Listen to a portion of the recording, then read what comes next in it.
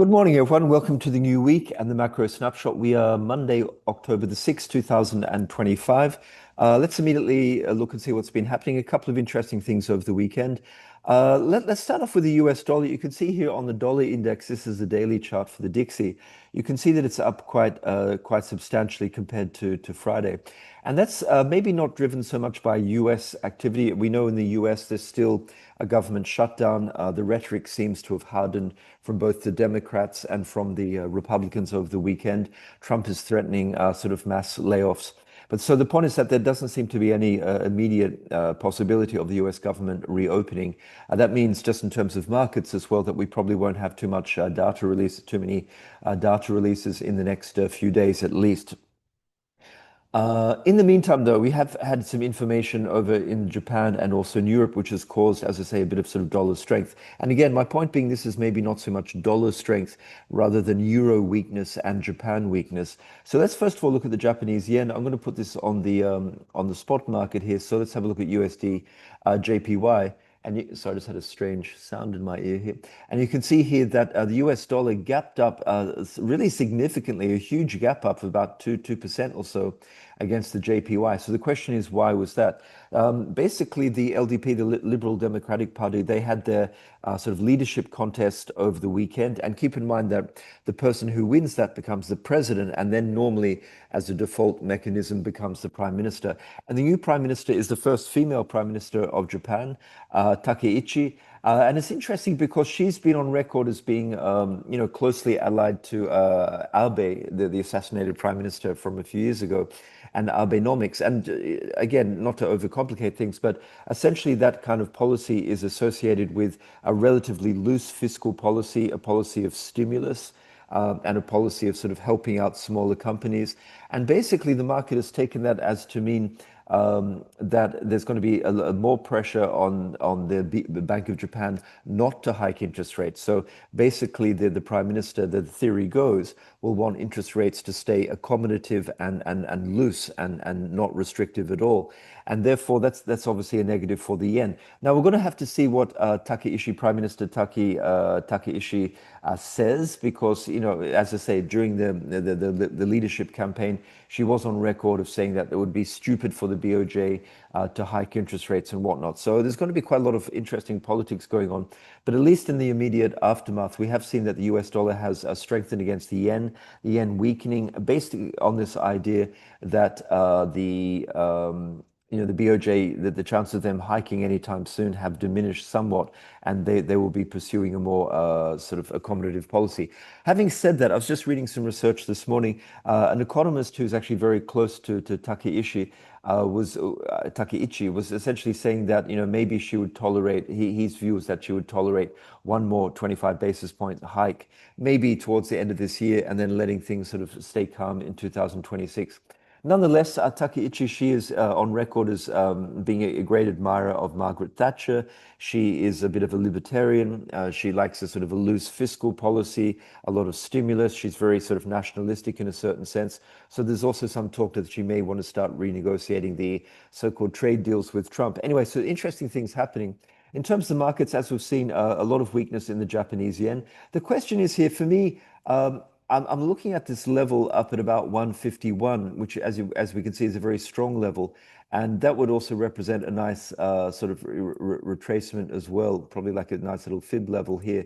If we just put on this sort of longer term fib, you can see that it comes nicely into about the 61.8 fib retracement there. So for me, it'd be interesting to see. I think there was going to be some significant resistance here because the debasement trade in terms of weakening of the US dollar, those macro factors are still in place. So that's going to start to get quite interesting in terms of shorting the USD JPY at that level. On the other hand, the stock market, Japanese stocks absolutely loved it. And if we pull up here, let's say the Nikkei, which I have here somewhere, if I can find it. Sorry, let me just pull up the Nikkei. There we go, Nikkei. And as you can see, a huge gap up this time. So we've had the Japanese yen gapping down, and we had the Nikkei, the stocks, the Topics, gapping up significantly. And that's just on the back of, sort of a weaker Japanese yen. Obviously, for foreign investors, much cheaper to be buying those stocks. And also the idea that the incoming prime minister will, as I said before, she's on public record as saying that she wants to support and give stimulus measures to small and medium enterprises in Japan. So kind of a positive here for the Japanese stock market.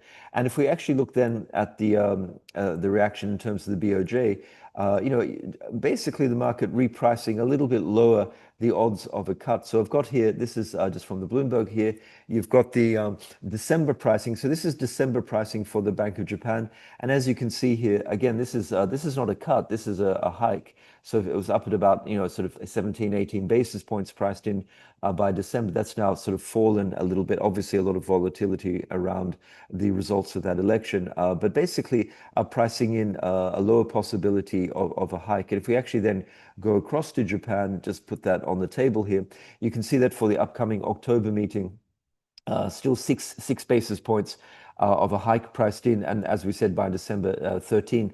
But that has all come down now. So interesting to see what Ueda. Keep in mind that Ueda is he's going to be the governor until 2028. So there's no, some people are already saying that Takeichi is like sort of a Japanese nationalist version of Trump and will put enormous pressure on the Bank of Japan. And I think we just have to calm down a little bit and see what happens. Although it will be quite interesting to see any upcoming comments from Ueda. But for the time being, we have weakness in the Japanese yen, which is supporting the US dollar, and we have strength in the Japanese stock market. Over in Europe, we also had some interesting sort of developments, specifically in France. And so I'm just going to bring up the chart here of the French bonds, the OATs. And as you can see here, a big, sorry, I've just got some markings on here. You can see here a big sort of, let me just put that over there. You can see here a big sort of a gap down and it's somewhat come back in the last few hours. And that's just because the French Prime Minister, the newest edition of the French Prime Minister, Monsieur Le Cornu, has resigned.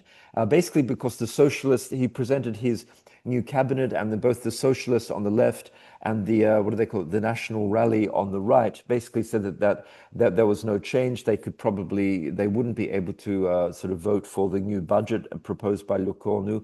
So we're getting this whole sort of issue again of sort of French politics becoming very, very sort of unstable. There's a huge amount of concern about the sustainability of their sort of fiscal situation. Le Cornu tried, of course, he's part of Macron's centrist sort of coalition.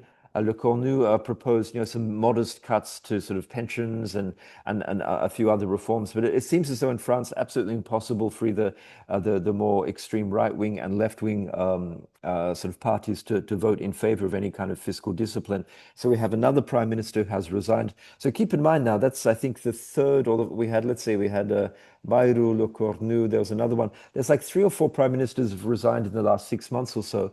And this is just basically, as you see here on the French bonds, putting a downward pressure. And probably even, a better way to express that is, I mean, look at this, just a crazy, this is the French-German spread. And you can see here that obviously a huge spike up going from about 80 basis points up to about 86 basis points and getting up to that, that sort of most extreme level, which we had just on the initial sort of political instability up to about 88 basis points. So the point is here is that the market is punishing the lack of political stability in France, which of course is a result of the inability of the country to get its sort of financial books in order. So the euro taking a little bit of a hit on this. If we just look at the euro, where are we? Well, I just actually just want to point out as well. So if we look here and look at the FOATs down 56 ticks, if we look at the Bund down 16, so you see really a sort of a safe haven here. And you can see that somewhere in the middle was the BTPs, the Italian bonds. So you see the French bond down 56 ticks, the Italian bonds down 25, and the interesting, a bit of a sort of a haven bid for the German bonds, only down 15 ticks there. And we also see that the euro, I'm just going to bring up Euro USD here on the spot. You also see that taking a little bit of a hit. just on that political uncertainty there. And so the point is that what's Macron going to do? He could either try and reappoint a new prime minister. I think that's going to be the fourth prime minister in almost as many months. Um, I don't know. Is he going to resign or is he going to call another general election? So some interesting days coming up in France. And I think that the national rally on the right under Bardella and Le Pen, they probably see this as an opportunity to go for the jugular and really try and put a lot of pressure on Macron and try and force new elections. And on the left, the socialists are not cooperating at all. So quite a lot of political instability in France. And as I say, euro under pressure. Interesting as well, just to look at the euro Swiss franc. That's where often, the Swiss franc, of course, is sort of the safe haven of the European complex, the eurozone. So you see here euro Swissy down and actually breaking down below these key levels at about 93.20. So let's see if it holds here at those lows or if it sort of pushes down more. And if we just have a quick look at the Swiss franc as well, which, again, against the US dollar, maybe not doing that much. So the point is that we have a dollar which has done quite well. But as I say, I think that's really more of a function of weakness in the euro and the Japanese yen. Sorry, just having a quick sip of tea here. In other news over the weekend, interesting stuff. We had OPEC plus meeting, which only lasted for 9 minutes. They did it very quickly. And essentially, here's where we are with oil. They increased production by 127,000 barrels. The market initially rallied. So if we put that, let's say, on a 3-minute chart, just from the 6 p.m. open last night, if we can dig that up. Yeah. So so it gapped open last night. You can see on the 6 p.m. open, there was a gap up, pushed up a little bit high. But as you can see, basically, since early this morning, that's starting to come off a little bit. Now, the reason that this gapped up was because the 127,000 barrels of extra production was much less than the market. There had been rumors of maybe 400,000 or 500,000 barrels of extra production. So the market sort of initially quite liking that. But the reality is that, a lot of the indicators are pointing towards surpluses, especially coming up in 2026. There's definitely more and more production coming onto the market. We have extra production coming from new fields in Canada, Guyana, Brazil, I think even Mexico and Argentina as well. A lot of the OPEC plus countries are cheating a little bit. So the point is here is that there's more and more oil becoming available. The global economy is doing okay, but just it's not expanding at a rapid enough rate to sort of soak up all of this extra supply. So the reality is that the curves as well, if we look at some of the curves here, let's just bring this up. So I think I've got the Brent curve. Let's have a look at that. I think I have the Brent curve in my library of charts here. Let me have a look. Brent curve. Yeah, so I've got the Brent curve here. And if you look at the Brent curve, you can see here that it's still, look what it's telling us. Each dot, of course, represents a month. Basically, the curve is still in backwardation, which is relatively strong. But after 2 or 3 months, you can see here that it goes down quite a lot. You can see all 2026, much more depressed prices to then sort of push higher. So this seems to be telling us that, physical demand is reasonable, and that explains the backwardated state. But it's unusual to have this sort of very flat, depressed price here, followed by a fairly sharp acceleration. So really, the market is looking fairly negative for 2026 and is expecting sort of drawdowns. And if we actually look, let's say, compared to just look at the curve, I'm just kind of curious to look, let's say, from a week ago. I'm not sure how much that will have moved, but you can see that from a week ago, which is the blue, you can see obviously the spot price. So the prompt price has sort of fallen significantly from $68 down to where are we at about $65. So we're down $3 or so. But also the shape of the curve, you see it is flattening here a little bit. And we can also see that if we look at a similar kind of situation here in the WTI curve, but I also put up the Milbank curve, which is kind of the curve for Middle East sort of oil, or one of the curves for Middle Eastern oil. Again, still showing this sort of depressed area here. And just finally, what I want to look at is the prompt contract, the spread here. So just give me a second here just to pull that up. So we've got, let's see, CL1, CL2. And just curious because that's still positive, but it is sort of slowly grinding down. So it does seem that the front of the curve there is a little bit of weakness. You can see here just slowly sort of grinding down. Sort of stable at the moment, but down from the highs of 67 in the mid 30s here. So oil under a little bit of pressure. So it's not really surprising to me just to see it coming off. And again, if we just go back to this the short-term chart, so the 3-minute chart here, you can see that basically since probably like North American early morning traders have coming in at 6:30, just pushing that lower and maybe wanting to just test this gap down here. If we go back here, let's just go back to a daily chart, which is here on the WTI. You can see we're at fairly critical levels here. We've been trading in a trade range for essentially a couple of months or so, just between about what's this about? Let's call it $60.50, 66, so about $60 to $65 here. And as I said, we had that initial push here. But if there's no real signs of sort of Chinese demand picking up, global demand picking up, and we're continuing to have these incremental increases, chances are that if oil may want to push down through here, and if that breaks, then we could see a breakdown into the late 50s, somewhere down here. So that's definitely something interesting to be looking out for.